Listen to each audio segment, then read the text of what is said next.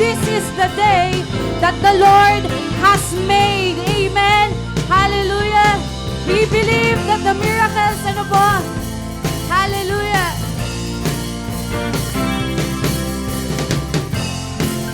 Thank you, Jesus.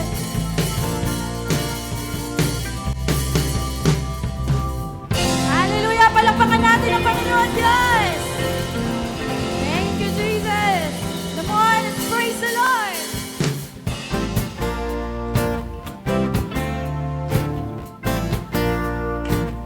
Sabay-sabay po nating awitin. Let's declare.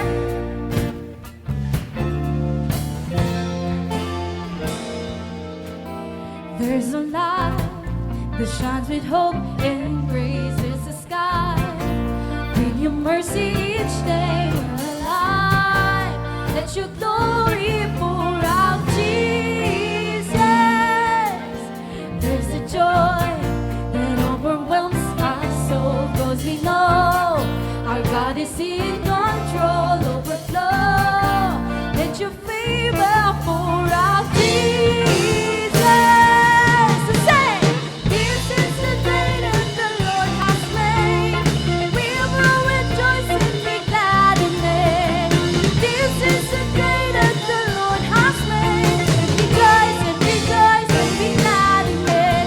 And rejoice and rejoice and be glad in it. Voice overwhelms our soul, 'cause we know our God is in control, overflow. Let your favor pour out, Jesus. Everybody, let's say, Jesus. This is the day that the Lord has made. We will rejoice and be glad in it. This is the day that the Lord has made. Rejoice and rejoice and be glad in it. And rejoice and rejoice and be glad in it. Come on, let's clap our hands to the Lord. Thank you, Jesus. Sabay-sabay nating awitin. Leave behind what happened yesterday. Leave behind all what happened yesterday. 'Cause today there's a new thing happening. Leave behind all what happened yesterday. 'Cause today there's a new thing happening. Leave behind all what happened yesterday. 'Cause today there's a new thing happening. Leave behind all what happened yesterday. 'Cause today there's a new thing happening. Leave behind all what happened yesterday. 'Cause today there's a new thing happening. Leave behind all what happened yesterday. 'Cause today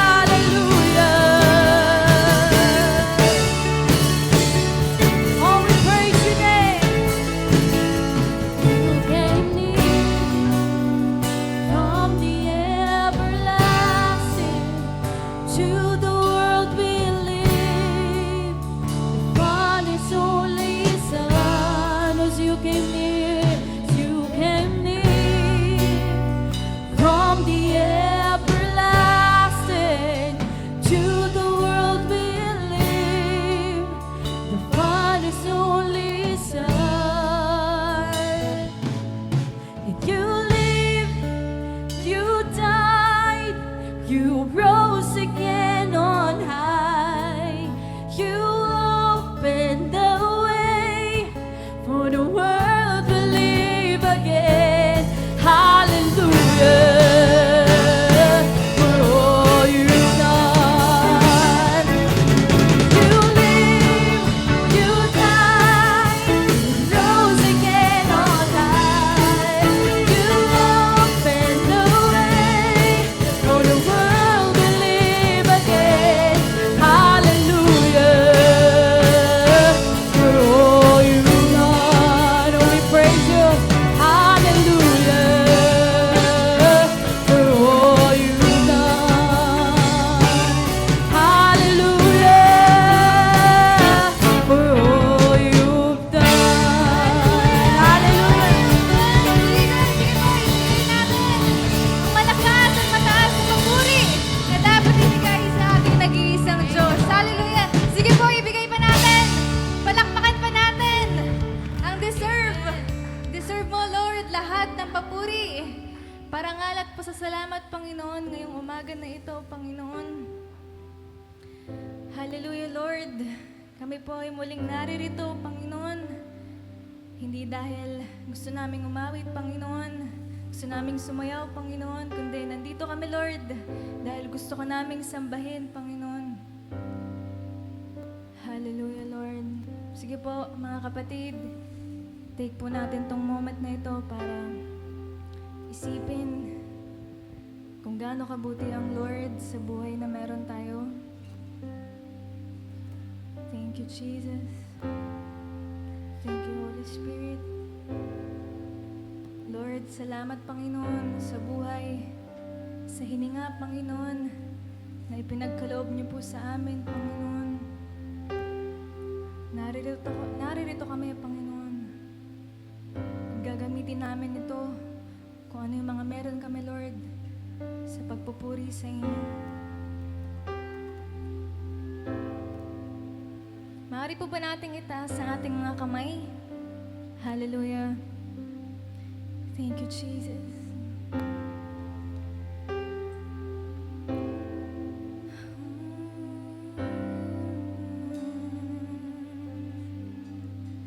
You give life, you want love, you bring light to the darkness, you give hope, you restore every heart that is broken.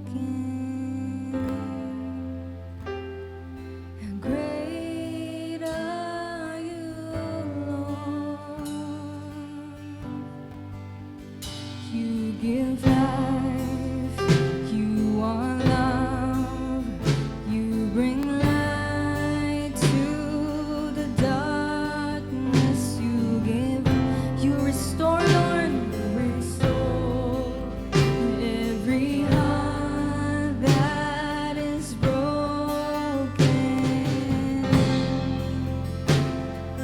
Great are you, Lord. It's your breath in our lungs, so we pour out our praise. We pour out our praise. It's your breath in our lungs, so we pour out our praise to you only.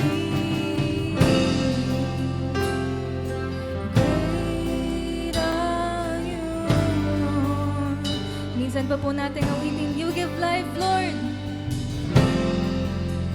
You are love, you bring light to the darkness, you give hope, you restore every heart that is broken. Great are you, Lord. It's your breath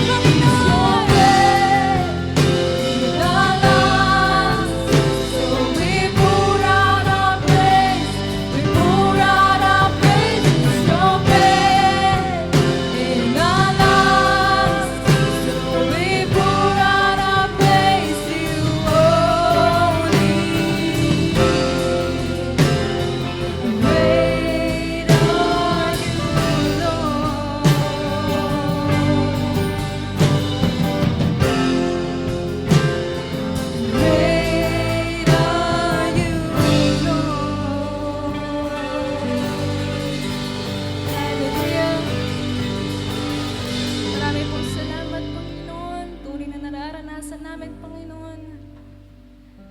Patuloy na pag-iingat mo sa amin, Panginoon. Sa buhay na ibinigay mo sa amin, Panginoon. Pagmulat pa lang namin na aming mga mata, Panginoon, nararanasan na namin ang kabutihan mo, Panginoon. Hallelujah. One church, wag po tayo magsawa. Magpuri sa ating Panginoon.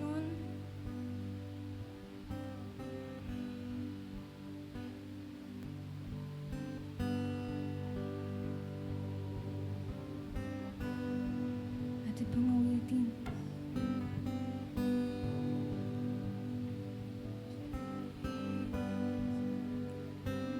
I love you, Lord, for your mercy never fails me, and all my days I've been held in your hands.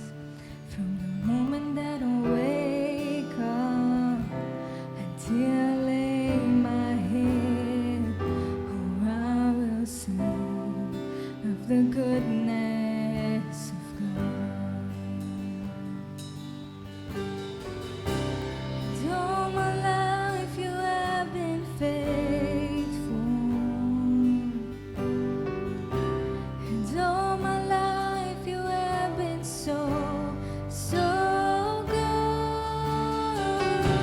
With every breath that I am able, oh, I will sing of the goodness of God. I love your voice. You have led me through the fire in darkest nights. You are close like no other. I've known you as a father. I've known you as a friend. And I have lived the goodness of God. And all my life you have been faithful. And all my life you have been so, so good. With every breath that I am able, oh, I will sing of the goodness of God. All my life, and all my life you have been faithful. And all my life you have been so, so good. With every breath that I am able, oh, I will sing of the goodness of God. Your goodness, Lord, your goodness is running out, it's running after me. Your goodness is running out, it's running after me. With my life laid down, surrender now, I give you everything. Your goodness is running out, it's running out, it's running after me. Your goodness is running out, it's running after me. Kabutihan mo, Lord, sa buhay namin, sa negosyo, Panginoon, sa pag-aaral, sa pamilya, Lord, sa kaibigan. Nararanasan namin lahat ang kabutihan mo, Panginoon. We will give you everything, Lord. This is running out, it's running after me. Your goodness is running out, it's running after me. Your goodness is running out, it's running after me. With my life laid down, surrender now, I give you everything. Your goodness is running out, it's running after me. And all my life you have been faithful. Come on, ate pong bigkasin. And all my life you have been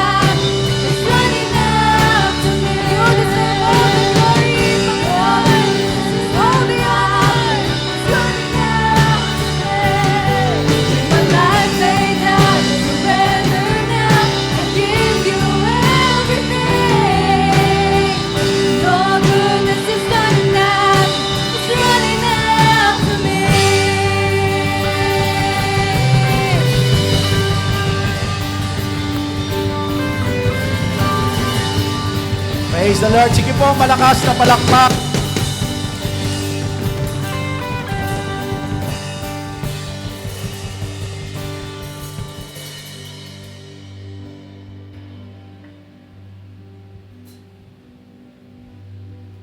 Hallelujah. Dakilang Diyos, banal at mapagpala, maraming salamat po, Panginoon, sa oras po na ito. Tunay, Lord, ng inyong pong katapatan ay hindi po kayang masukat ng kahit na anumang panukat po, Panginoon, dito sa lupa, Panginoon. Dahil kahit nung kami makasalanan pa, Lord, namatay ka para sa amin, ang iyong katapatan ay nagpapatuloy at walang katapusan, Panginoon. At ang tunay na kahulugan ng stewardship ay ang isuko namin ng lahat sa iyo lamang, Panginoon. As the owner of everything, most especially the life that we have. Kaya Lord, maraming salamat po because your goodness running over us, Panginoon. Ang iyong katapatan, ang iyong kabutihan ay patuloy po na nararanasan po ng bawat isa sa amin, Panginoon. Kaya Lord, maraming salamat po sa araw na ito, sapagkat ang araw na ito ay tinakda po ninyo upang sama-sama kami muli na magkita-kita, sumamba, magbalik ng pasasalamat sa iyo, sapagkat ang araw na ito ay tinakda nyo po sa bawat isa sa amin, na ikaw po ay parangalan, sama-sama kami, Panginoon, na magpupuri at patuloy po na magdadalangin at itataas ang iyong dakilang pangalan dahil po sa iyong kabutihan sa bawat isa sa amin. Panginoon, salamat po sa kalakasan, salamat po sa buhay, salamat sa opportunity, Lord, na ang araw na ito ay nandito kami upang patuloy, Lord, na ibalik sa iyo ang lahat po ng pasasalamat. Salamat din, Lord, sa nagdaang linggo, Panginoon, ang pinagkalob niyo po sa amin ng pag-iingat. Kung kaya't naman kami ay nandito ngayon, Panginoon, malakas, malusog, Panginoon, at bitbit po namin ang tunay pong pasasalamat na nagmumula sa aming mga puso. Sapagkat tunay, Lord, ang iyong kabutihan, ang iyong kagandahang loob ay patuloy po naming nararanasan, Panginoon. Salamat po at sa oras na ito, kami po ay patuloy po na nagpapalinis po sa inyo, Panginoon. Ano man pong bahid karumihan na nakikita niyo po sa bawat isa sa amin, patawarin niyo po kami at likhaan mo kami, Lord, ng dalisay na puso at hayaan mo na ang Santong Espiritu ang siyang kumilos sa bawat isa sa amin at sa aming pag-aaral ng iyong salita. Ikaw ang mahayag, ikaw ang maluwalhati at ikaw lamang, Panginoon, ang tunay po na mamagitan sa amin, sa aming kalagitnaan. At ang lahat po ng aming pong mapag-uusapan ay patuloy niyo pong selyuhan ng iyong banal na dugo upang hindi manakaw ng kaaway, kundi ito po ay magbunga sa aming mga puso at isip at kami po ay tunay pong maging mabuti at matapat na katiwala, Panginoon, sa lahat ng aspeto po ng aming buhay. Maraming salamat po, Ama. Maging sa mga kapatid po namin na nasa online, patuloy din po namin sila itinataas sa inyo, Panginoon.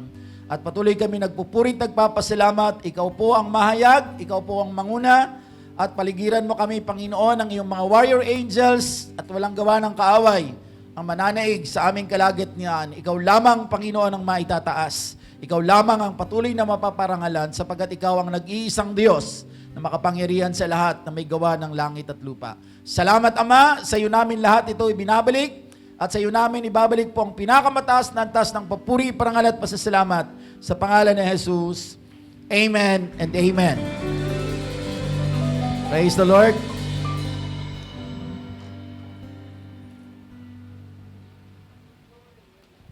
Isang mapagpalang umaga po sa bawat isa.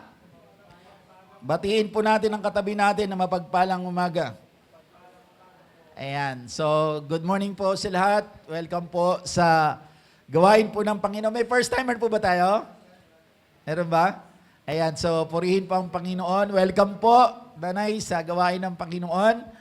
Kami po ay nagagalak na kayo po ay nakasama po namin sa oras po na ito. At ngayon po, sa atin pong pagpapatuloy po, supposedly, kasi first week na po ngayon ng May, dapat ang pinag-uusapan na natin ay panibagong tema. Pero nag-request po ako na i-extend natin ng isang linggo po itong week na to because meron lang po akong ihahabol po na topic po about entrusted with good news, stewardship of the gospel. Kaya po, sisimulan po natin yung stewardship of relationship po sa susunod po na linggo on May 10 po. Kaya ngayon po, ihahabol ko itong last topic po natin na tayo pong lahat po ay makaka-relate sapagkat ang tunay po na kumilala sa Diyos, ang tunay po na nagsuko po ng kanyang buhay sa Panginoon, ay mayroon po tayong kwento na pwede nating ikwento. Amen po? So, sabi po rito, ang title natin is Sharing Your Story. So, hindi ko natatanungin kung kailan yung biological birth ninyo because I'm sure lahat po tayo alam natin kung kailan tayo ipinanganak. Amen po? Kahit nga po yung mga senior citizen natin na hindi na matagpuan ng birth certificate nila, alam nila kung kailan sila biologically ipinanganak. Pero ang madalas po na nakakalimutan ng karamihan, kung magtatanong po ako ngayon, sino po dito ang nakakaalam ng kanyang spiritual birth? Pakitaas nga po ng kamay, nakakaalam yung eksaktong date at taon. Ayan. So, nakita nyo? Di ba? So, sabi ko, ihahabol kong topic na to sapagkat importante po, yes, we are celebrating our biological birth. Wala naman pong masama doon because that's a Thanksgiving. Papasalamat tayo sa Diyos dahil pinahintulutan tayo na somehow tayo po ay maka-experience po dito po sa lupa. Ano po? But kung meron man tayong dakila po na dapat pong i-celebrate, siyempre yung ating spiritual birth. Pag sinabi natin spiritual birth po, yung ating spiritual na kapanganakan, ito yung araw, oras na kung saan tinanggap mo si Kristo bilang Panginoon mo at tagapagligtas. Ang tawag doon ay spiritual birth, bagong kapanganakan. Sapagkat malinaw po ang takbuhin po natin. Gusto po natin na 2 beses tayo may panganak. Sapagkat ang 2 beses pong ipinanganak ay 1 beses na lamang pong mamamatay. Subalit, ang 1 beses lang pong pinanganak, 2 beses po siyang mamamatay. Kaya po, kailangan din natin i-celebrate yung pangalawang kapanganakan natin, which is the most important thing in our life. Because yung 60, yung 70, yung 80, napakaiksi lamang po nito if we are going to compare it doon sa eternity. Kaya mas higit na pinaghahandaan po natin yung eternity kaysa sa paghahanda po natin dito sa 80 years po natin. Tingnan po ninyo, di ba? Again, wala pong masama. Di ba? Pag may bagong ipapanganak, grabe po ang ating pong mga celebration. Naalala ko po, nung bago pa lang ipapanganak si Graciela, mayroon pa kaming, anong tawag doon? Yung baby shower. Ayan. So may mga na-invento po tayong mga activity, mga event, na sineselebrate natin, nakikisa tayo dahil wala namang masama po doon. Pero walang sino man po ang nag-celebrate po ng kanya pong kapanganakan spiritually. Kaya po, titingnan po natin ngayon, sapagkat kapag ikaw po ay tunay pong pinanganak na maguli, o ililinawin ko po yung sinabi ko kanina, 2 beses tayong ipapanganak, ibig sabihin, una po, biologically, ipapanganak tayo ng ating pong mga magulang. Ano po? And secondly po, yung pangalawang kapanganakan po natin, nung panahon po na tinanggap natin si Kristo, ang tawag doon, born again. As our Lord and Savior, ikaw ay pinanganak na mag-uli. Hindi na po sa laman, kundi sa Espiritu. That's your second birth. Dahil ikaw po ay pinanganak na mag-uli sa Espiritu, ibig sabihin, 1 beses ka na lang mamamatay. Ang physical mong katawan lang ang mamamatay, but the spirit and soul, sabi ng Bible po, ay babalik na po sa ating Panginoon. Wala na po tayong hinihintay po na kamatayan. Samantala yung 1 beses lang pong naipanganak, halimbawa ikaw po ay pinanganak biologically, subalit hindi mo po na-experience or naranasan ang magsuko ng buhay kay Kristo bilang Panginoon at tagapagligtas, kailanman hindi ka nakaranas ng pangalawang kapanganakan. And because of that, 2 beses ka pong mamamatay. Mamamatay ka po physically, at pagdating po ng judgment, mamamatay ka. Secondly, your spiritual, ang tawag po dyan, ilalagay ka na sa lake of fire. Or doon ka na dadalhin sa impyerno. Sapagat ang dahilan para makapunta po sa langit, sabi po ng John 14:6, sabi ni Jesus, I am the way, the truth, and the life, and no one comes to the Father except by me. So kung bakit ka naligtas? Dahil tinanggap mo si Kristo bilang Panginoon at tagapagligtas. So yun po yung story po natin. Ang bawat isa po sa atin ay may kanya-kanya pong kwento ng buhay po ng pakikipag-isa po natin sa ating Panginoon. At alam niyo po ba, yung pong istorya or the story of our life ay ginagamit po yan ng Diyos para po as part of steward of the gospel of God. Kasi kung mayroon man po tayo, pinakamabisa, pinakamakapangyarihan na paghahayag po ng salita ng Diyos, ay walang iba kundi sa pamamagitan po ng ating personal na patotoo sa buhay ng pakikipag-isa natin sa Panginoon. That's the most powerful sharing of the gospel as entrusted by God to us by sharing our great testimony of encountering our great God, the Lord Jesus Christ. Kaya yun po yung pag-uusapan po natin ngayon. Sabi po ng 1 Peter chapter 3 verse 15, "But in your hearts revere Christ as Lord. Always be prepared to give an answer to everyone who asks you to give the reason for the hope that you have. But do this with gentleness and respect." So, importante po yung dulo na yan. Pero sa Tagalog, ang pagkakasalin po sa Kanya, igalang ninyo si Kristo mula sa inyong puso bilang Panginoon. Lagi kayong maging handang sumagot sa sino mang humihingi ng paliwanag sa inyo tungkol sa pag-asang nasa inyo.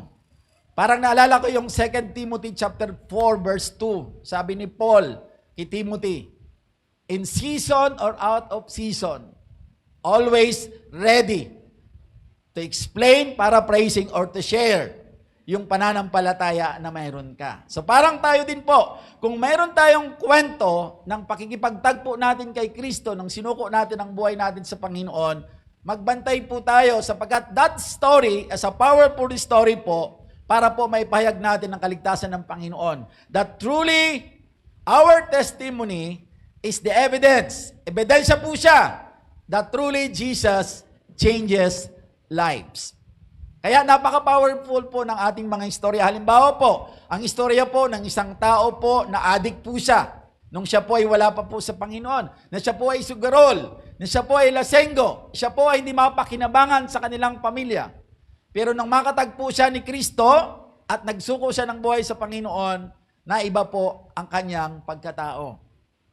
Nagbago ang kanyang buhay. And that evidence of a transformed life is a great story of your life and a great sharing, a powerful sharing po natin yan sa mga tao na nakakapaligid sa atin, no, hindi pa nakakakilala sa Panginoon. Kaya po, importante po yung ating pong bagong kapanganakan. Kaya po, balikan po ninyo, kailan nga ba ako tumanggap sa Panginoon? Ako, malinaw na malinaw po sa akin. January 14, Saturday, 2005, and alas 3 po siya ng hapon. Because since that day po, Saturday po yan, the next day po, hinanap ko na po yung simbahan na nagpumunta po doon na ginamit ng Diyos para makakilala ko sa Panginoon. And since that day, sa biyaya po ng Panginoon, nagpatuloy pa ako nanahan po sa presensya po ng Panginoon for God's glory.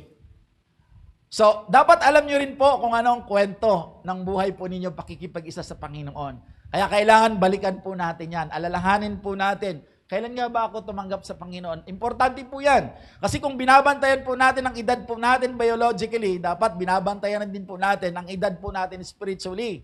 Para po magkaroon ho tayo ng somehow evaluation sa sarili natin. Teka lang, 25 years na pala akong Kristiyano, bakit hanggang ngayon wala pa rin ako na-impluwensya ang tao? So somehow nagkakaroon ka po, parang sa tao natin, teka lang, 28 na pala ako, pero wala pa akong magandang trabaho, kailangan magsikap na ako. Di ba? Nagiging way yon para ma-remind tayo, teka lang, 30 na pala ako, 35 na ako, baka kailangan ko na rin mag-asawa. So nire-remind tayo, and same thing with our spiritual birth.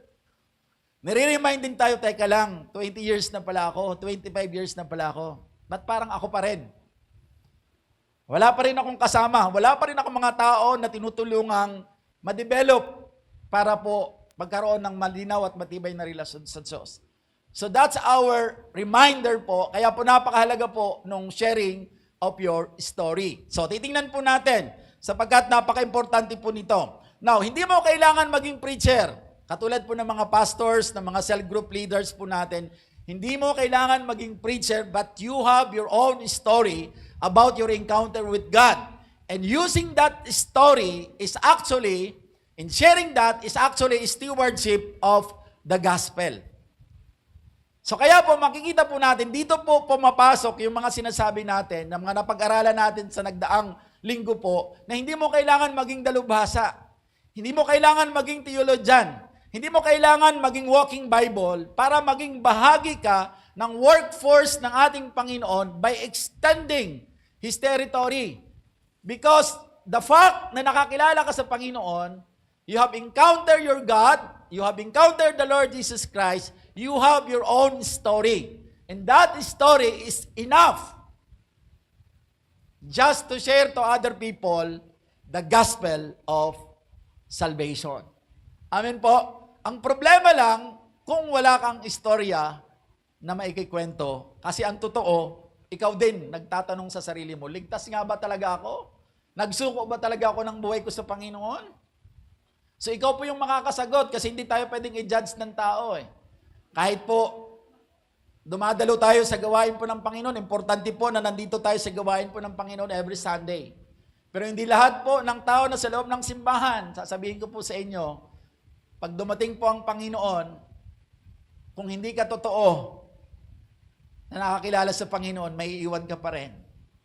Kaya paalala po sa atin, ang bawat tao na tunay po talagang kumilala sa Diyos at nagsuko ng buhay sa Panginoon, mayroon siyang kwento na pwedeng ikwento sa ibang tao para sila po ay makakilala sa Diyos. Amen po? Parang hindi yata kayo naniniwala. Amen po? Sige po, palakpakan po natin ang Panginoon. Kailangan malinaw po yan. Kaya ngayon mag-isip kayo, teka lang, paano ko ba ikikwento yung pakikipagtagpo ko sa Panginoon? Yung nga pong sa mga may asawa po, di ba? Pag tinanong kayo, paano ba kayo nagtagpo? Halimbawa kami ni Pastora Gracia, paano ba kayo nagtagpo ni Pastora Gracia? So malinaw sa amin dalawa kung kailan kami nagtagpo. Paano nangyari lahat? Di ba? Dapat ganun din po sa spiritual na buhay natin. Alam natin, malinaw na malinaw. Para eksakto, kompleto yung kwento na gagawin po natin, given the opportunity na ibibigay ho sa atin ng Panginoon.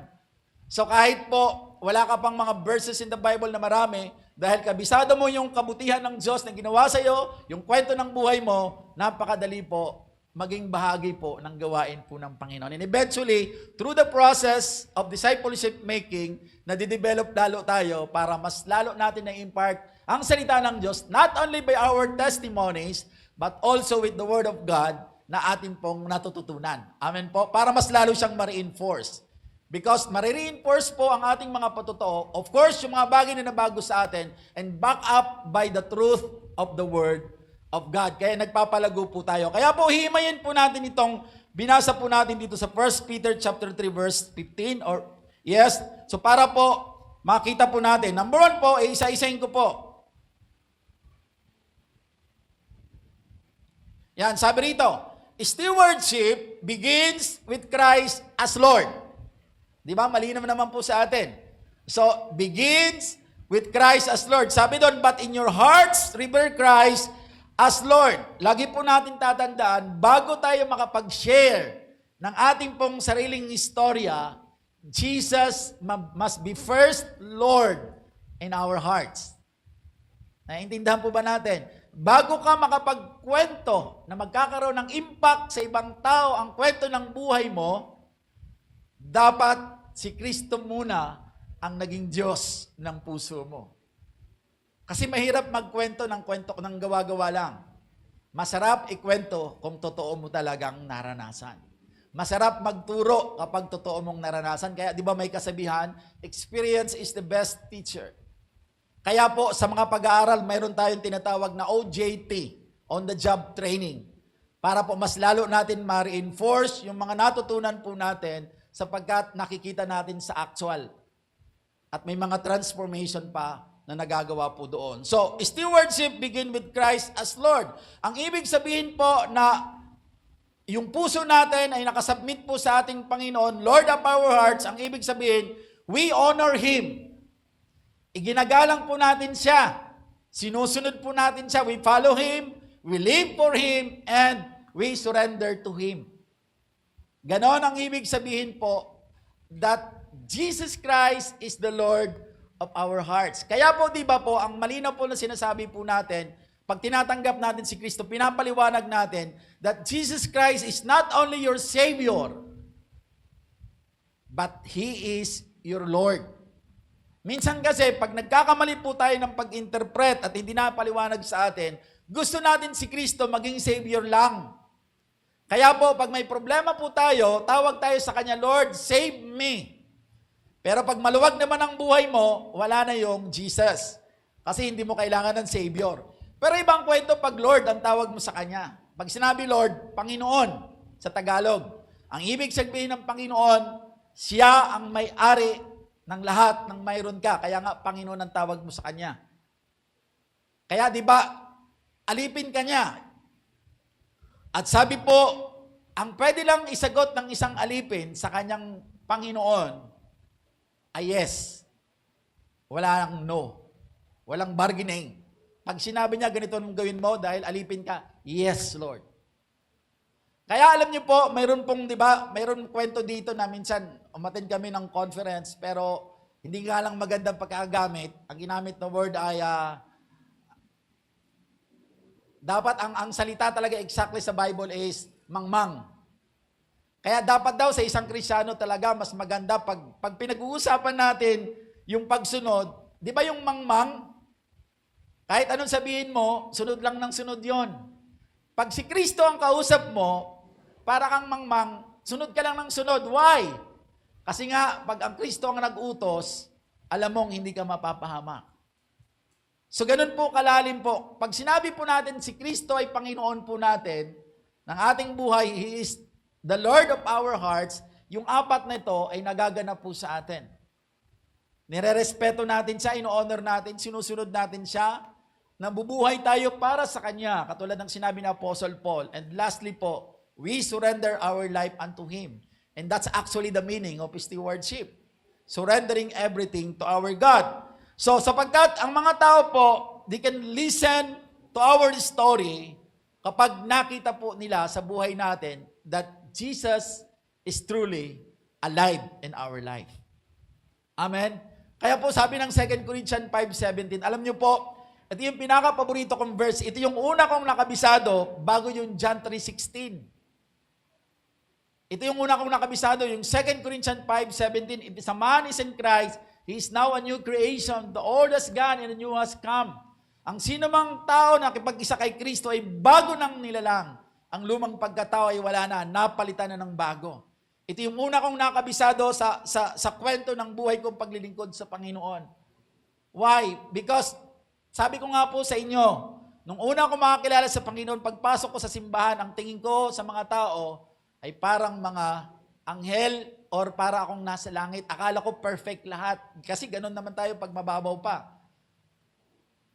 Pero eventually, God trained me at nireveal niya sa akin yung totoong kwento ng simbahan, na sa loob ng simbahan ay magkakaibang tao na mula sa kanya-kanya po natin pinagdadaanan. Dinala tayo ng Diyos sa isang lugar na tulad po nito upang sama-sama po magpagaling, magpalusog, magpalakas. Sapagkat lahat ay nasa proseso. We are all under construction. Nasa process tayo ng ating Panginoon. Kaya po, ang stewardship po na truth na masasabi po natin dito, we steward the gospel first by living it, not just by speaking it. So, ibig sabihin po, importante po na makita sa atin, kasi wala ka talagang kwento kung wala naman transformation na naganap sa buhay mo. At mangyayari po yan kung si Kristo ay totoong Diyos para sa iyo. So ganun po, that's the first one. Because yung ating pong buhay prepares, yung testimony po natin, prepares the platform ng ating pong pag-share. So naghahanda po, yung mga pagbabagong naganap sa buhay natin, inihanda ito ng Diyos para maging platform po ng ating pong testimonya. Para makapag-share po tayo ng kabutihan po ng ating Panginoon. That's number one. Kaya sabi doon, but in your heart, revere Christ as your Lord. Kailangan si Kristo ay maging Panginoon at hindi lamang tagapagligtas ng puso mo. That's the story. Start Doon magsisimula ang story ng buhay mo. Second po, number 2, sabi doon sa 1 Peter, we must always be ready to share. After surrendering your life to Jesus, after being Christ as the center of your heart, as your Lord and Savior, sabi naman po sa atin, always be prepared to give an answer. Mahirap ba sumagot? Hindi. Kasi kung totoo mong naranasan, instinct yan nalalabas sa kwento mo. Amen? Hindi kayo naniniwala? Di ba pag naranasan mo, ang dali lang nung ikwento. At madali. At actually, lagi kang handa. Pero pinapapalalahanan tayo kasi nakakalimot tayo marahil. Sabi ni Paul, ni Peter, we must always be ready to share, always be prepared to give an answer. So, daging maging handa because sharing our story is not accidental. It is intentional. Hindi siya accidental because yung kwento ng buhay mo ay hindi yan accidenteng nangyari sa'yo. Yung matagpuan ka ni Kristo at nagsuko ka ng buhay kay Kristo, that's not an accident. God intentionally seek you because that's the purpose of His coming for the first time. Kung siya po ay magkatawang tao, to seek and save the lost. Kaya hinanap ka ng Diyos. Parang si Zacchaeus, sa kwento ni Zacchaeus, nung ang Diyos ay pupunta po sa lugar po na kung saan nandoon si Zacchaeus, intentionally, na talagang katatagpuin niya si Zacchaeus. Sapagkat wala pong nalilingid sa ating Panginoon. Kaya po, yung ating pong story of our encounter with God is not accident, but it is intentional. So, ang ibig sabihin nito, dapat lagi tayong ready anytime to share our story. We are always ready anywhere. Saan man tayo nandoon. And we must always be ready with anyone. So, hindi tayo natatakot. Because ang opportunities po come in conversations. So, pinag-uusapan natin ang stewards of the gospel. So, you are going to share your story of your encounter with God. So, yung opportunity na binibigay po sa atin, dumarating ito kapag nakikipag-converse tayo sa ibang tao. Kapag tayo po ay nakikipag-usap. Kaya po, sabi ko sa inyo, di ba, we have to really engage. Kasi pag nag-engage po tayo, nagkakaroon tayo ng pakikipag-usap sa iba. And God will lead us through His Holy Spirit. Yung conversation na yon, mapag-uusapan ninyo yung kwento ng buhay mo. Hindi mo alam, yun na pala yung moment na yung tao na kausap mo ay handa na para kunin ng Diyos para makabalik sa Panginoon. Through our conversation. That's why, dapat laging handa. Kasi pwedeng mamaya, paglabas mo, may makakausap ka sa sasakyan. So dahil alam mo yung story ng buhay mo, you are going to grab that opportunity to share your story about your encounter with God. Second po, in problems. May mga tao po na pag may pinagdadaanan sa buhay, problema, na ipagkikwento niya sa atin. And grab that opportunity to share. Same problem marahil na pinagdadaanan niya dahil nakipag-isa ka sa Panginoon, nanalangin ka sa Diyos, tinulungan ka ng Panginoon, na-solve mo yung problema mo, yun din pala yung pinagdadaanan niya. So you can tell a story. Ako din, nadaanan ko yan. So mas madaling ikwento. And then the next po, another opportunity is questions. May mga tao na nagtatanong, totoo bang may Diyos? Iba naman kasi yung tanong na makikipagdebate sa'yo, kaya dun sa totoong tanong na naghahanap talaga.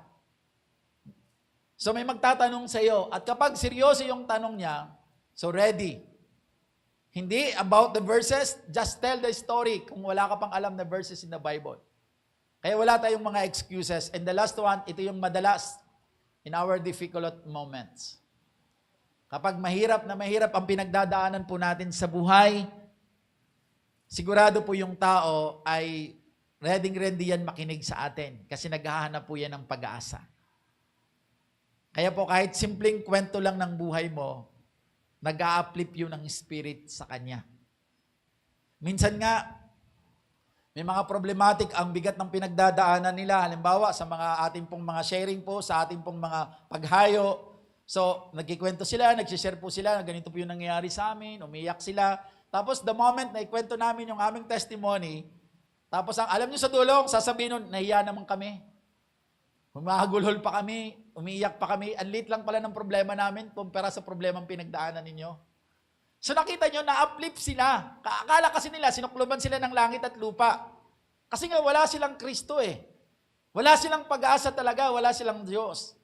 And because of that difficult moments, dahil nandun ka, ready ka, you're always ready, na-share mo ngayon kung testimonyo mo.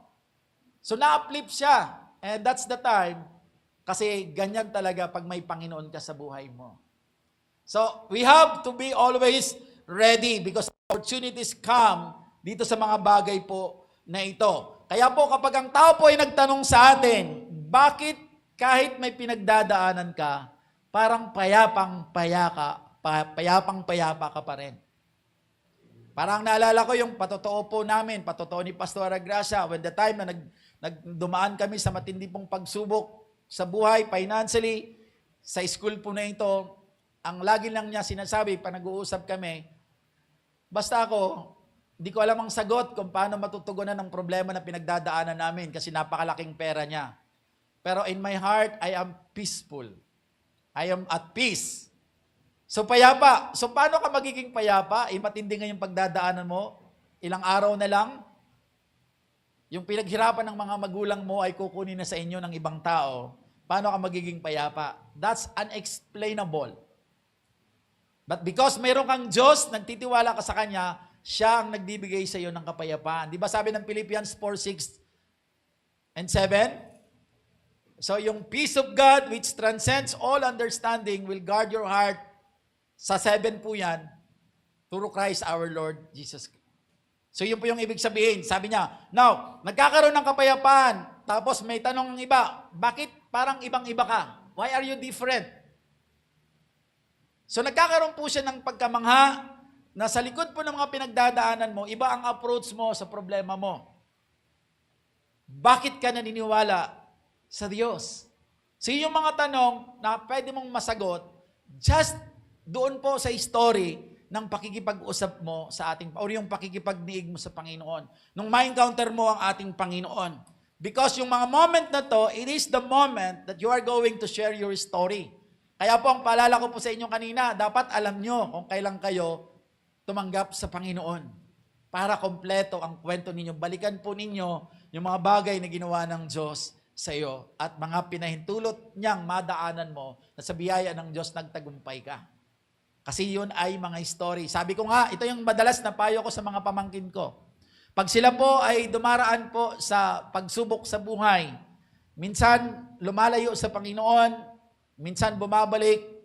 Ang lagi ko lang sinasabi, dahil lagi ko naman sila pinapanalangin, pinapaayo o pinapaganda lang ng Diyos ang kanilang patotoo. Di ako nag-aalala because I pray to God, niluhod ko yan sa Panginoon, pag umaalis sila at somehow hinahanap nila yung sarili nila, so ang lagi ko lang sinasabi, sige lang, alam ko pinapaganda lang ng Diyos ang patotoo ninyo. Sa biyaya po ng Panginoon. Pero hindi rin ako tumitigil. Hindi tayo dapat maging complacent. Baka maagawan tayo. Nagpapatuloy tayo sa pananalangin. Kiniclear natin, dinideclare natin. Because that's a prayer of declaration. Pinapaganda ng Diyos ang patotoo mo sa buhay. Para yung kwento mo, magkaroon ng kwenta.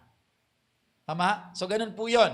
So, sabi po dito sa stewardship, truth po, God entrusts us with opportunities, we must be ready to use them.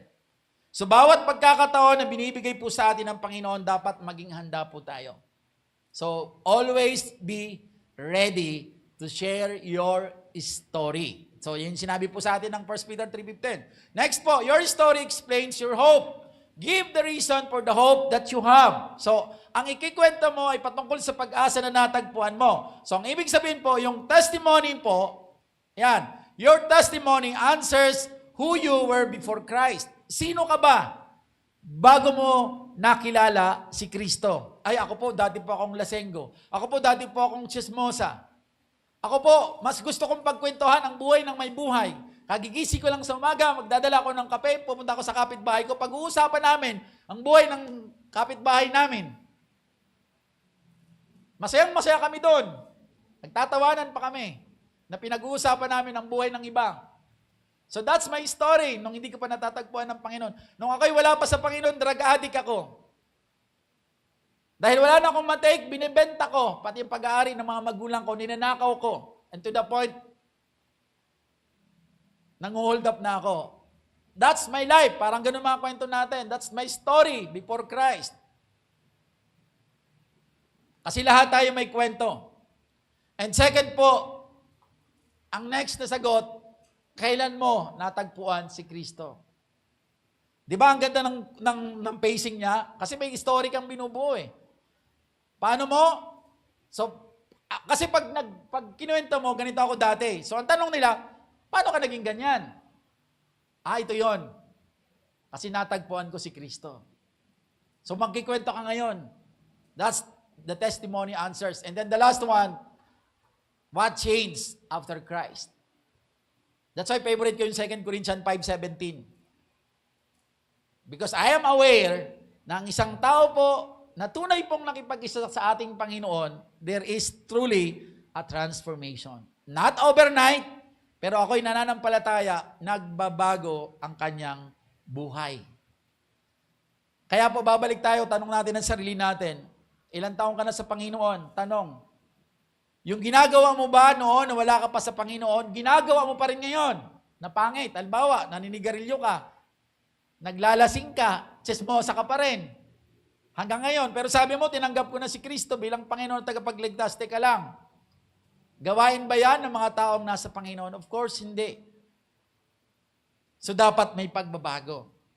Kaya, manghirap magbuo ng kwento kung wala talagang transformation na nagaganap sa personal nating pakikipag-isa sa Panginoon. Amen po. Sige po, palakpakan natin ang Panginoon. Sapagkat ang story po natin shows that Jesus forgives. Pero ikaw hindi ka marunong magpatawad. Paano mo may papakita na ang Diyos ay nagpapatawad? Hindi ka nga marunong magpatawad. Naalala ko po ang isang kwento po, kasamahan po natin dati dito pero wala na po sa atin. Sabi niya, nakakilala siya sa Panginoon, pero marami kasi siyang tanong. Dahil nagsisik siya eh. So one time po, nagkaroon po ng sharing at sabi po niya, may bagay daw, naikwento niya ang kwento ng buhay niya kung paano siya pinahirapan, kung paano siya inalipusta. Kaya po, nung tinanong, pero napatawad mo na siya. Sorry po, Pastor, sa ngayon, hindi ko muna siya mapapatawad. Siguro, banda-banda roon. Mahirap po magsabi po ng tapos po, pero ang tunay po na nakakilala sa Panginoon, ang tunay po na may kwento, na siya po ay nagsuko ng buhay sa Panginoon, kasama po yan na inalis na ng Diyos sa atin.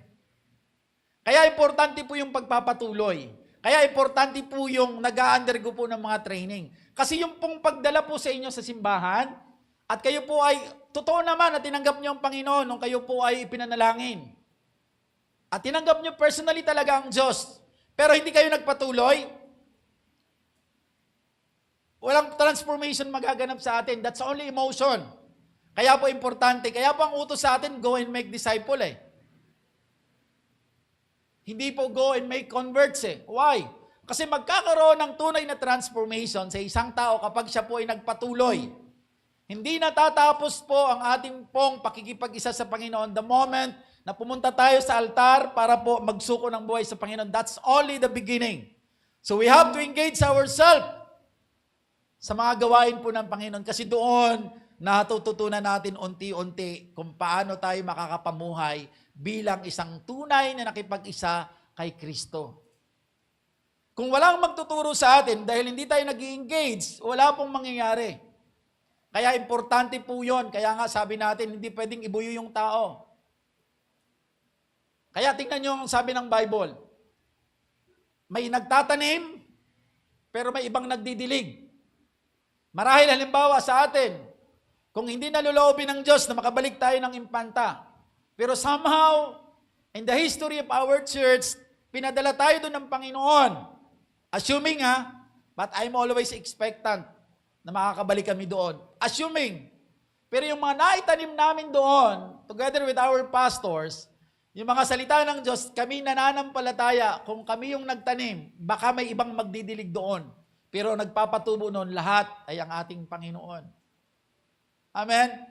So, kailangan makita, kung hindi ka marunong magpatawad, then, that's not a story of, na pwedeng magbigay ng impact sa ibang tao. So, Jesus forgives. That's the story na nagpapakita sa'yo. Jesus restores. So, nire-restore niya yung mga pinagdaanan mo sa buhay. Kaya ka na natutong magpatawad. Restoration. Alam niyo po ba, ang isang tao, ito ay ewan ko kung na-observe niyo rin to. Kapag ang isang tao ay talagang mainit po na naglilingkod sa Panginoon, talagang iniingatan at inalagaan po niya ang spiritual niyang buhay, parang hindi mo mapapansin, kahit lumilipas ang panahon, hindi siya parang tumatanda. Parang lagi siyang, hindi mo mapansin na ang dami na pala niyang pinagdadaanan. Wala siya, sa harapan mo, okay naman siya, walang problema. At walang maniniwala sa iyo, wala kang pera. Kasi, sa labas, ang ganda-ganda pa nga ng suot mo, yayamanin ka, di ba?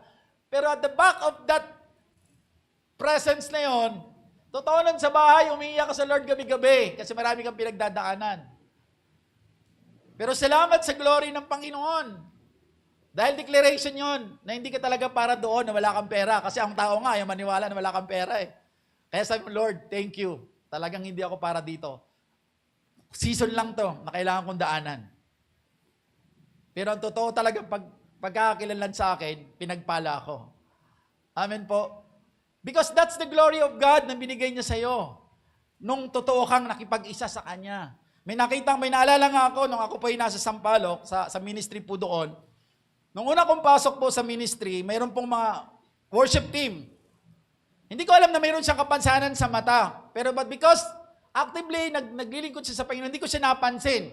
But one time po, habang tumatagal po, siya po ay medyo natalisod.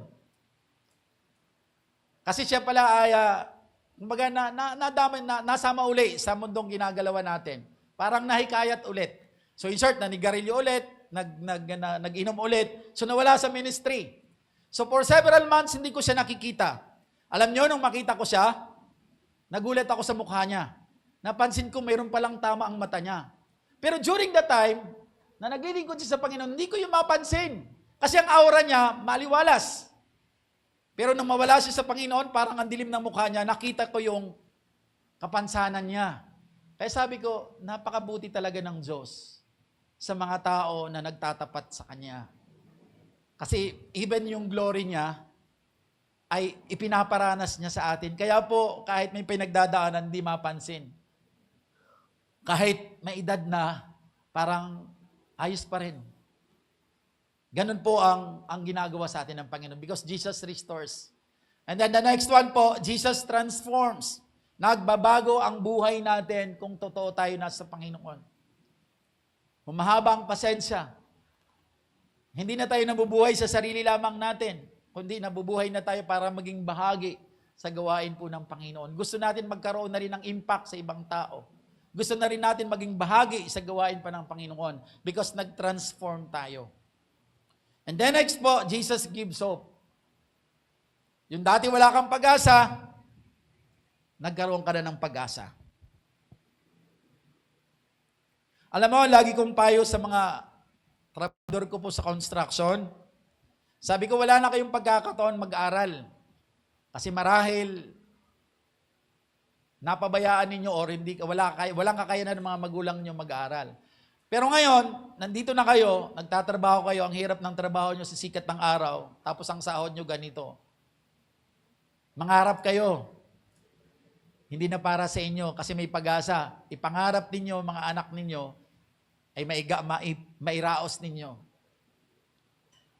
Para sa biyaya ng Panginoon, sila ay maging maginhawa. At ako'y nananampalataya, hindi na natin kailangan pa ipagmukha sa anak natin na magtanaw siya ng utang na loob kung maayos natin siyang napalaki.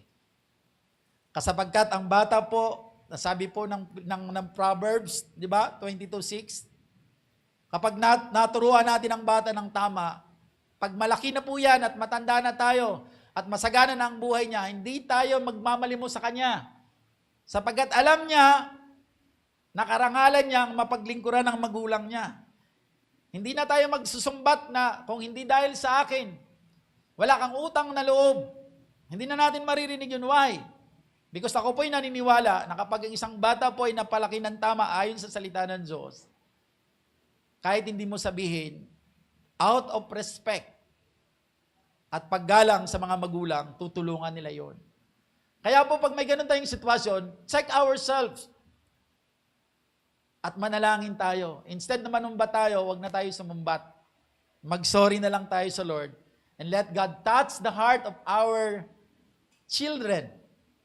Kasi hindi na natin kayang baguhin. Sabi nga po ng isang psychologist, kapag ang isang bata po ay tumungtong na po ng 13 and going to, at doon mo pa lang siya i-correct, may problema ka na. Sabi niya, you need a miracle. Sabi ng mga psychologist siya na, you need a miracle.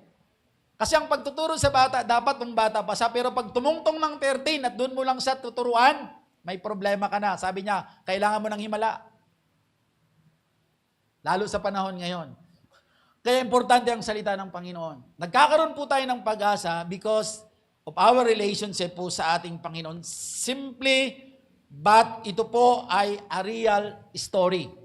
Totoong kwento, hindi mo kailangan ng big words, you just only to tell the real story of your life, simula na makipag-isa ka sa ating Panginoon. And number 4 po, the last one, share with gentleness and respect. Importante ito, but do this with gentleness and respect. Diba, naalala natin yung trending?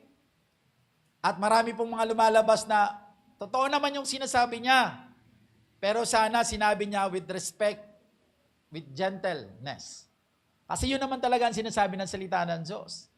Why? Because in sharing po our testimony, sharing our story is not arguing, sabi rito. Hindi tayo nakipag-argue. Pag ayaw niya maniwala sa iyo, then be it. Just tell your story. Second po, not forcing. Hindi mo siya pwede maniwala sa iyo. And lalo na, do not pressure them. Kaya po ang lagi ko nilalagay sa isip ko, hindi ako magbabago ng tao. Pinapaalala ko lagi yan sa mga primary ko. Pag nag-share tayo ng gospel ng Panginoon, always remember that our part is just to share the Word of God. Pero wag mong ilagay sa kamay mo ang pagbabago niya because ang nagbabago ng tao ay ang Diyos. Kasi pag ganun ang trato mo, magkakaproblema ka. Mababurnout ka kasi inilagay mo sa kamay mo ang hindi mo naman kaya. Ganun po ang partnership natin with the Lord. Siya ang magbabago ng tao, ang gagawin mo ay sumunod sa pinapagawa niya sa iyo. Kaya hindi mo kailangan maging mayabang, hindi mo kailangan makipagdebate, hindi mo kailangan mag-argue just to let them believe na totoo yung kinikwento mo. So ang pagdetail ng story natin, dapat ganito, in loving, may pagmamahal. Amen? May pagmamahal. Gentle. Naghihintay ng tamang pagkakataon. Humble. And the last one po, respectful. Ito yung paraan ng pag-share ng story, not the other side around. Not the other way around. So ganun tayo mag-tell because your attitude, listen to this, your attitude matters as much as your message. So importante po yung attitude natin at singhalaga siya ng mensahe na dala-dala natin dahil sa patotoo po natin. Kung hindi maganda ang pagkakashare mo, kung masyado kang maangas na nag-share ng gospel araw nung patotoo mo sa buhay, walang magiging impact po yun. Kaya nga po ang turo sa atin ng Panginoon, di ba? Sabi ng Lord sa 1 Peter chapter 5 verse 5, God resists the proud and give grace to the humble. Kasi gusto ng Diyos, lagi tayong maging mapagpakumbaba. And sabi sa stewardship truth, we steward the gospel not only by what we say, but how we say it. Hindi lamang sa kung paano natin siya kung yung pagkwento natin, but paano ba natin siya kunento? Mayabang ba tayo? Meron akong, nung nasa Bicol pa ako, meron akong kaklase po na siya po ay nasa ibang sekta, yung kulto. I do not want to mention po kung anong simbahan. Yung kulto niya, ganun sila mag-share ng gospel, ang yabang. Ang sabi nila, kung ang Diyos niya nakakausap natin, kahit sinong tao pwede natin kausapin. Bakit tayo matatakot? Parang ganun ang datingan. Tama naman sana sa isang banda kasi dapat talaga hindi tayo nahihiya at hindi natin ikinahihiya ang gospel ng Diyos. Kasi yan ang sabi sa atin ng Panginoon. Sabi ni Paul. Kasi ang ikinahihiya si Kristo ay kakahiya din tayo ni Kristo. So dapat talaga hindi tayo mahiya. Dapat may kumpiyansa tayo. Pero yung yabang ang dating na, bakit? Sino ba sila? Ang Diyos nga, nakakausap natin. Sila ba? Di natin pwedeng kausapin. So, ang pangit datingan. So, may mga ganun talagang tao sa mundong ginagalawan po natin. But tayo, bilang totoong nakakilala po sa Panginoon, ganun ang paraan ng pag-share. Hindi sa pamamagitan ng pakikipag-argue. So, ang tanong ngayon, ito yung another thing. Bakit mahalaga yung istorya mo sa buhay? Why your story matters? Because your story is personal. Pag sinabi personal, naranasan mo talaga siya. Kaya nga, minsan nagpapatotoo tayo gamit ang kwento ng ibang tao. Gusto kong gamitin yung buhay ni Pastora Gracia, i-share natin. Pero ang pinakamagandang kwento, kung sarili mo, na experience sa pakikipag-isa sa Panginoon, ay na-share mo. That's very personal. Lalo na, higit sa lahat, kaya nagsimula tayo, nakita yung changes sa iyo. Nakita ang transformation. At ang kwento mo ay totoo. Real. Kasi you cannot fabricate a story about your encounter with God. Never. Hindi ko alam pero wala pa ako na-encounter na tao na naggawa ng kwento para lang mapibiblib ang iba yung encounter niya sa Diyos. Kasi mahirap po i-fake po yung encounter sa Panginoon. And then the third one po, relatable. Nakaka-relate sila. Kaya nga 'di ba sabi po ng salita ng Panginoon, sa anumang bagay na pinagdadaanan natin, magpasalamat tayo sa Diyos. Kahit mahirap, magpasalamat tayo. Kasi yung parang mga bagay na yon na pinaparana sa atin ng Diyos, again, pinapaganda ang kwento ng buhay natin. Kaya po pag nagkwento tayo ng ganong karanasan, yung palang taong nakikinig sa atin, yun yung pinagdadaanan niya. Kaya po may impact ito sa kanya kasi nakaka-relate siya. Oo nga no. Ganon din yung pinagdadaanan ko. So eventually, magkakaroon po siya ng interest kasi kailangan mapukaw natin yung natutulog niyang kaluluwa at magkaroon po siya ng interest na pag-usapan kung anong patungkol sa salita ng Diyos. Kailangan yon magkaroon ng interest kasi pag wala pong interest, walang desire, walang mangyayari. Kaya di ba nagiging paraan po kadalasan, ang tawag natin dyan sa Bible, pain, bait. Anong ginagawa po natin? Di ba? Sa pamamagitan po ng compassion in action natin, yung pagtulong natin sa iba, by giving them food, by helping them, paraan natin yon para makakonect tayo sa kanila. Kasi the moment na makakonect tayo sa kanila, at nagkaroon tayo ng somehow influence sa kanila, that's the story begin. May i-share mo na ngayon yung kabutihan ng Diyos. Why? Kasi makikinig na siya sa'yo. Magkakaroon na siya ng desire na pakinggan ka kasi naipakita mo na natulungan mo siya at nagmamalasakit ka sa Kanya. So yung pinakamabisang paraan. Kaya kailangan natin, yung mga bagay na pinagdadaanan natin, pinapaintulot ng Diyos yun, para somehow pagdating ng panahon, mas makaka-relate yung iba. Kasi yung pinagdadaanan pala nila, somehow na pagdaanan mo, at yung proseso na ginawa sa iyo ng Diyos ay napagtagumpayan mo sa tulong ng Lord, magkakaroon siya ng interes sa Panginoon. Amen po? And that's how our story matters. And then the last one, powerful. Makapangyarihan po ang patotoo ng bawat isa po sa atin. Makapangyarihan. Naalala ko po, dahil ang kabats ko po sa spiritual ay lagi ko itong kinikwento si Brother Joseph. Si Brother Joseph po, Pastor Joseph na ngayon, nasa ibang bansa, taga-Impanta, siya nagdala sa atin doon sa Impanta. Ang karanasan niya kasi, siya po ay drug addict. Siya po ay bahagi ng banda, music man. Pero dala po ng addiction po, yung mga pag-aari ng pamilya niya ay ninanakaw niya at binibenta niya para makapag-drugs lang. So nung maparas kami nakakilala sa Panginoon, alam niyo po, parang nung una na yon, parang nahihiya ako mag-testify. Sabi ko, bro, ikaw na lang mag-testify. Ang ganda ng kwento ng buhay mo eh. Parang ganon sinasabi ko sa kanya. So parang ganon ang tingin ko. Pero eventually, later on po, napaunawa sa akin ng Lord na do not underestimate the testimony that you have. Kasi minsan, ang tinitingnan lang natin yung laki. Ang ganda ng testimonya nito. Tama naman po yun kasi grabe, paano nga naman babaguhin ng Diyos ang isang adik? Or paano mababago ang isang taong adik? Madali lang baguhin sa atin sa abot ng mga isip natin. Siyempre, pag ikaw halimbawa, tao ka, di ka naman nang alipusta ng ibang tao, namumuhay ka naman ng patas. Kaso ang problema mo, hindi ka nakakilala lang sa Panginoon. Pero maayos ka naman mamuhay. So, ang tao, pag nalaman niyang nakakilala ka sa Panginoon, hindi na siya magtataka. Parang ang kwento ay, parang hindi siya ganong exciting. Kasi normal naman, alam ko, magpapastor talaga yan kasi noon pa man, ganyan yan. Di ba parang ganon lang yung story? Pero di ba, ang kwento ng iba, pag di nga ako makapaniwala, paano naging pastor yan eh. So, mas exciting. Parang ganon ang tingin ko. But do not underestimate kasi may mga tamang panahon pala yan at tamang pagkakataon na yung story na mayroon ka, just keep it. At darating tamang pagkakataon na may isi-share mo kasi ganon din ang karanasan niya. Kasi hindi siya makaka-relate doon sa adik kasi hindi naman siya naging adik eh. Ang makaka-relate lang sa adik, yung kapwa niya adik. Kasi alam ng mga adik na mahirap umalis sa pagiging adik. Kaya magkakaroon po siya ngayon ng curiosity, paano si Brother Joseph nakaalay sa pagiging adik? So makikipag-usap siya kay Kuya Joseph. Kasi wala naman taong gustong manatili doon sa hindi magandang kalagayan. They are just possessed by the evil spirit. Gusto rin nila na maging magandang buhay. Kaso hindi nga nila maalisan na yon. Kasi yun na sila, yun na yung nagpo-possess sa kanila. That's why kailangan po nila ng salita ng Diyos. That's why kailangan nila ng kapangyarihan ng Panginoon. Sa paanong paraan? By sharing the story that we have. So may mga kanya-kanya tayong istorya. May istorya tayo, nang maliit pa tayo, narrate tayo.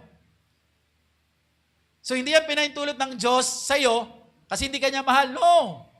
Hindi gusto ng Diyos na mangyari sa'yo yan. Pero nangyari siya at out of that negative situation or karanasan na nangyari mo, pwedeng buuin ng Diyos yan para maging patotoo at matibay na patotoo para sa iba na nakakaranas ng tulad mo. So lahat ng kwento natin, marahil yung mga pangit na nagaganap sa buhay natin, hindi gusto ng Diyos na maganap sa atin. Kaya di ba dalawang klase po yung nangyayari sa atin? Pag mayroon tayong pangit na pinagdadaanan sa buhay, dalawa. Una, baka consequence yan nung mali mong nagawa. Kasi pag nagkamali ka ng gawa, may consequence yan. Yes, magsusori ka sa Lord. Sa kabutihan at kahabagan ng Diyos, patatawarin ka niya, makakabalik ka. But the consequence nung mali mong nagawa, babatayin mo yan. Because process yan. Salamat sa habag ng Diyos dahil tutulungan ka niya on how are you going to process the consequence of the mistake that you have made. Yun yung kabutihan po ng Diyos yun. Pero meron tayong pinagdadaanan sa buhay na alam natin, wala naman ako, bakit ganito? Paraan din ng Diyos yan. Para i-develop ka, i-train ka, kasi mayroon pala siyang ipagkakatiwala sa iyo after that battle. Lahat ng bagay, binubuo ng Diyos ang kwento na yan sa buhay natin because our story of our encounter with God and our relationship with God is a powerful story po na kahit hindi ka pa po nag-undergo ng discipleship making, just remember the story, the time that you have encounter with God, pwede mo nang gamitin yan to be part of the workforce of God. At habang nag-aaral ka, nagpapatuloy ka, mayroon ka ng kwento at napapatibay mo lalo yung patotoo mo. Amen po. That's how powerful our story. And then in conclusion po, sabi rito, God did not change your life just for you. He changed your life so your story can lead others to Him. Wala siyang pinagkaiba. Tingnan mo yung spiritual. Pag spiritual ang pinag-uusapan natin, yung konsepto po ng spiritual, ang dulo niya lagi, iisa lang. Katulad po ng gift. Di ba? Binigyan ka ng Diyos ng spiritual gift. Binigyan ka ng Diyos ng spiritual fruit. Hindi yan galing sa'yo. Gift yan. Hindi yan para sa'yo. With your own consumption. Para magbigay ka ng lakas sa ibang tao. Same thing with our salvation. The reason why God choose you and pick you, hindi lang para sa'yo. The reason why God transformed your lives, dati kang addict, sa biyaya ng Diyos, natatanggihan mo na siya. Or natanggihan mo na siyang tuluyan. Nagbago ang buhay mo. And that story ay gagamitin mo to lead others back to Christ. So wag mong sarilinin yung patotoo mo. And then the last one po, ito yung stewarding. Stewarding the gospel means being ready to share your personal story of how Jesus gave you hope. So sa lahat po sa atin na nakipag-isa na po sa Panginoon, wala ho tayong excuse. Pastor, hindi pa po ako marunong eh. Pastor, wala pa po akong alam sa Bible eh. No. Stewarding of the gospel is simply sharing your story of your encounter with God. So kung totoo mong na-encounter ang Panginoon, personally, meron kang kwento na maikikwento. Just tell the story of your encounter with God. And of course, huwag ka naman manatili dyan na puro na lang kwento ng buhay mo ang kinishare mo. Mag-engage ka sa ministry. Be part of the discipleship making para mas matuto ka pa. Para mas ma-refine mo pa. Parang yung patotoo mo ay dadagdag mo lang doon sa mga outline na gagawin mo. Para mas lalong defined, mas lalong strengthened yung magiging mga sasabihin mo. Why? Kasi alam mo na kung paano sa ihuhugis-hugis. Yung mga nangyari sa iyo, pwede mo nang kuhaan ng salita ng Diyos. Kaya pala sabi ng salita ng Diyos ganito. Kaya pala nangyari ito sa akin. So mas lalo mo siyang napapaganda kasi nagkikwento ka pero meron ng backup of the Word of God. Because the Word of God is more powerful. Do, kino-consider ng Lord dahil wala ka pang alam masyado, but you are eager to tell the story about Jesus by just telling the story of your encounter with God. Natutuwa ang Diyos doon. Kaya yung tao po na nagpapagamit sa Diyos, yun lalo ang pupunuan ng Diyos ng karunungan kasi nagagamit yun. Lagi kong sinasabi, bakit ka pupunuan ng Diyos ng karunungan kung para lang sa'yo? No. Kaya nga ang paglilingkod sa Panginoon ay hindi po patagalan eh. Ang paglilingkod sa Diyos ay pasunuran. Kahit bago ka pa lang sa Panginoon, pero naging masunurin ka sa kalooban ng Panginoon, mauunahan mo pa sa paglago yung mga taong matagal na sa Panginoon pero ayaw nilang mag-engage sa gawain po ng Diyos. Sorry for that word, but that's the reality, that's the truth. And I experienced that for God's glory. That's my testimony. Sa maikling panahon, mabilis akong nahubog ng Panginoon. Why? Because I really want to obey God.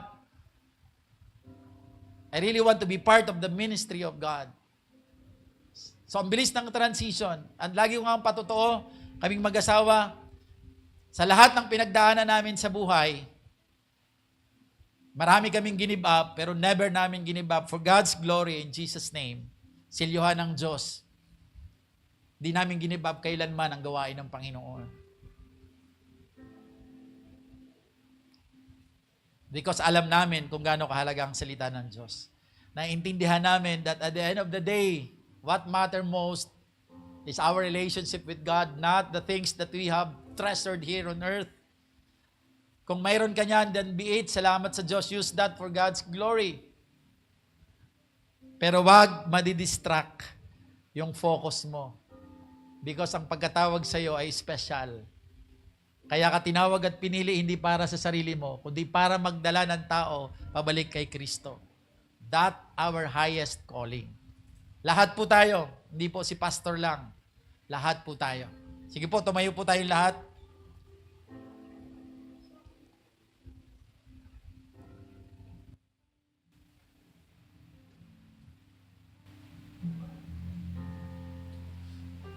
Sa pag-share po ng salita ng Panginoon, we do not need this microphone. Kung wala pa tayo doon sa panahon na yon. Ang kailangan lang po natin is a willing heart. Sa willing heart. Kaya po, ang lagi ko pong pakiusap sa inyo, sapagkat nananampalataya ako, may dahilan ng Diyos kung bakit bumabalik kayo rito. May dahilan ng Diyos kung bakit hindi pa rin, kahit wala kayo sa ministry, pero every Sunday nandito kayo. So patuloy ko kayong gigisingin. May plano ang Diyos, maging bahagi kayo sa kanyang gawain. Ngayon, maliit na bagay. Buuin mo ang kwento. Balikan mo yung kwento kung paano mo natagpuan si Kristo. Ayusin mo yon. Ilagay mo sa isip at puso mo. Given the opportunity, katulad kanina sa pakikipag-usap mo sa ibang tao, singit mo yung story ng buhay mo. Ako nga may pinagdaanan din akong ganyan Pero salamat sa biyaya ng Diyos. Huwag ka naman magkwento ng kwento na parang itinataas mo ang sarili mo. Kasi may mga kwento ng ganun magbantay ka rin. Basta every kwento mo, salamat talaga sa biyaya ng Diyos. Buti na lang ang Diyos ay napakabuti. Buti na lang ang Diyos ay totoong nagmamahal. So ganun lagi ang nakaangkla doon sa mga kwento ng patotoo mo.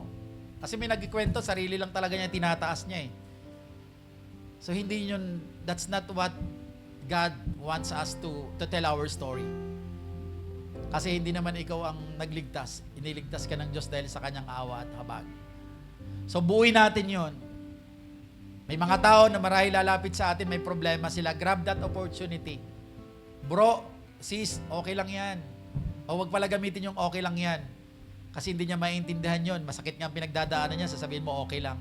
Bawal po yun sa counseling, I should say.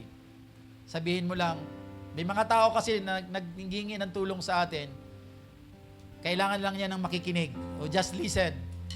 And given the opportunity, share kung ano yung pinagdaanan mo rin. So buuin po natin yon. In that way po, magiging bahagi po tayo ng gawain po ng Panginoon. At doon magsisimula. Alam niyo po, kapag kayo po ay nakapagdala na ng kaluluwa pabalik sa Panginoon, ginamit kayo ng Diyos. At nakita niyo talaga, binago siya ng Panginoon, kayo yung unang pinakamasaya. Higit pa doon sa isang magulang na matagal na pong naghahangad magkaanak. Pero hindi nagkakaanak. But sa biyaya ng Panginoon, after several years, biglang nagkaanak.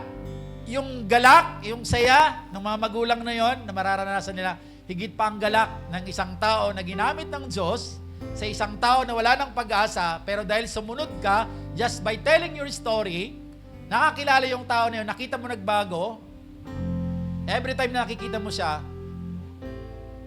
maiiyak ka. Kasi sasabihin mo, sino ba ako? Para gamitin ng Diyos sa taong ito. Maiiyak ka. Ibig sabihin, may halaga pala kahit maliit lang ang kwento mo. Why? Kasi hindi naman nagtitrip ang Diyos May reason lagi ang Diyos kung bakit Kanya pinili. May reason lagi ang Diyos kung bakit Kanya tinawag. Kasi mayroon kang potensyal na rahil hindi mo nakikita, pero kitang-kita ng Diyos yan. Sleeping giant ka. Kaya ang trabaho ng mga pastors ay gisingin po yung sleeping giant na yan by the grace and by the intervention of the Spirit of God. Tayo po yung manalangin. Dakilang Diyos, banal at mapagpala, nananampalataya po kami, Panginoon, that by telling our story, alam namin, Panginoon, gagamitin po ninyo ito upang makapagtupad kami sa pagiging steward po ng iyong gospel. Hayaan mo, Lord, na mula sa araw po na ito, balikan po namin yung mga bagay na naganap po sa amin, paano kami nakakilala sa inyo, sino yung mga tao na ginamit po ninyo, buuin namin yung kwento hanggang sa panahon ngayon na mga may pinagdadaanan kami, pero patuloy kami nagtatagumpay dahil sa biyaya mo. Lord, mabuo namin ito. At bagaman kulang kami sa salita mo na nakaintak sa aming mga puso at isip, Lord, hayaan mo na itong mga kwento na to ay magdulot sa amin, na magtulak sa amin upang sa mga pagkakataon na mabibigyan nyo kami, ay maikwento namin ito at maging simula ito ng aming pong pagsunod sa iyong naisin, Panginoon. And also, Lord, out of this, Panginoon, magkaroon kami ng desire na magpalalim talaga sa iyong salita. Mag-undergo kami, Lord, ng mga training, magpa-disciple po kami, nang sa gayon, Panginoon, mas lalo namin ma-refine yung aming pong pagsunod sa iyong kalooban. Sa pagdadalam namin, Panginoon, maganda po ang plano niyo po sa bawat isa sa amin. Yes, may mga kanya-kanya kaming hirap at mga pinagdadaanan sa buhay, pero lahat ng ito ay pwede niyo pong kasangkapanin para po maging magkaroon kami ng impact sa mundong aming ginagalawan. Salamat, Lord, sapagkat hindi mo lamang kami pinili at tinawag para maging bahagi ng pamilya po ninyo. Hindi mo lang kami pinili para maging ligtas, kundi pinili mo rin kami, Panginoon, upang maging mouthpiece po ninyo o representative po ninyo dito sa lupa. It's a great privilege, Panginoon, na mautusan, makomisyon ng Diyos ng mga Diyos. That's a great and highest calling na mayroon po ang bawat isa sa amin, Panginoon. Kaya Lord, help us na maintindihan po namin ito. Nang sa gayon, Panginoon, kasi pwede nyo naman, Lord, iutos sa mga anghel ang paghahayag ng salita. But then again, Lord, kaming mga tao ang pinili po ninyo na maging kabahagi para ipahayag ang iyong salita. And that's a great privilege. Kaya Lord, maunawaan po namin ito nang sa gayon, i-take po namin ang opportunity ito upang maparangalan ka po namin at magamit ang buhay po namin na binago po ninyo na maraming tao ang makabalik sa inyo. Nang sa gayon, Panginoon, katulad ng paulit-ulit po naming sinasabi, sa panahon na babalik na kami sa inyo, ang marinig namin, well done, my good and faithful servant. Maraming salamat po, Panginoon. Hallelujah. Hallelujah. Hallelujah. Lord, salamat po. Thank you so much, Lord. Salamat sa lahat ng ito. At patuloy, Lord, na ibabalik po namin sa inyo ang pinakamataas na antas ng papuri, parangal at pasasalamat. Sa pangalan ni Jesus, ang lahat po ng anak ng Diyos ay magsabi po ng Amen and Amen.